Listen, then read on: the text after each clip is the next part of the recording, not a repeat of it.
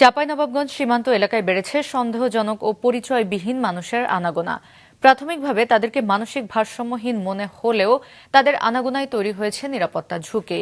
চাঁপাইনবাবগঞ্জ জেলা reporter W Kumar ঘোষের পাঠানো তথ্য ও চিত্রে ডেস্ক রিপোর্ট। ভারতের সঙ্গে চাঁপাইনবাবগঞ্জ জেলার 184 কিলোমিটার সীমান্ত এলাকা রয়েছে। এর মধ্যে 28 কিলোমিটার এলাকায় নেই কোনো তার কাটার বেড়া, বাকি অংশ কৃষি জমি ও নোম্যান্স ল্যান্ড। কোনটা বাড়ি? ভারত থেকে এসেছেন না কোন জায়গা?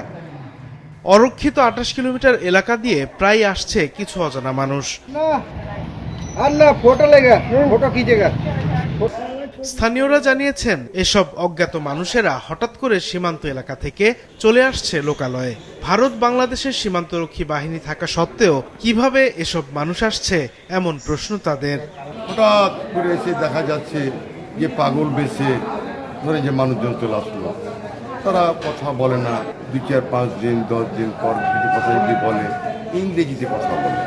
এখন ওরা গোয়েন্দা না এখন ধরে যে এমনি স্বাভাবিক আসলে পাগল, এত তো আমরা বলতে পারছি না। কিন্তু দেখি স্টেশন অনেক ঘোরাঘুরি করে, কেউ আবার হিন্দি বলে, বাংলা কমই বলে। কেউ আমরা মনে করি গোয়েন্দার জন্য এটা পুলিশ তদন্ত করে দেখা উচিত।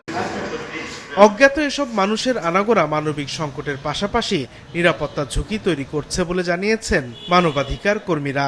এই সকল পাগল বেশধারী মানুষ আসলেই পাগল কিনা এটি শনাক্ত করা খুবই জরুরি।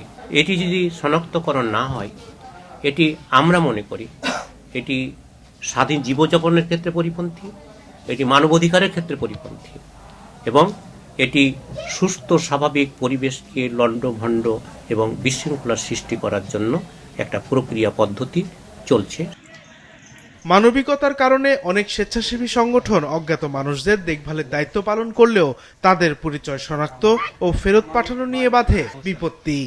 হঠাৎ দেখি যে কিছু ভারতীয় পাগল যাদের মাথায় জট লেগে থাকে, উচ্ছৃঙ্খল আচরণ, তাদেরকে আমরা নিয়ে এসে অনেকগুলো সেবা দিয়েছি। প্রায় 45-50 জন আমরা ভারতীয় নাগরিককে সেবা দিয়েছি, কিন্তু আমরা পরিবারে পাঠাতে পারছি মাত্র 3 জন। ভারতীয় যে বিএসএফ, বর্ডার গার্ড, এদের প্রচুর গাফিলতি আছে।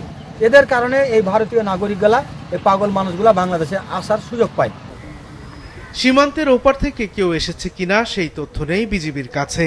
তবে গত মাসে একজন ভারতীয়কে পতাকা বৈঠকের মাধ্যমে ফেরত পাঠানো হয়েছে বলে জানিয়েছেন 16 বিজিবি ব্যাটালিয়নের অধিনায়ক লেফটেন্যান্ট কর্নেল আরিফুল ইসলাম। এগুলো কি আপনারা ওই ভালো করে যাচাই বাছাই করেছেন যে তারা ভারতের কোনো গোয়েন্দা বাহিনীর এজেন্ট কিনা?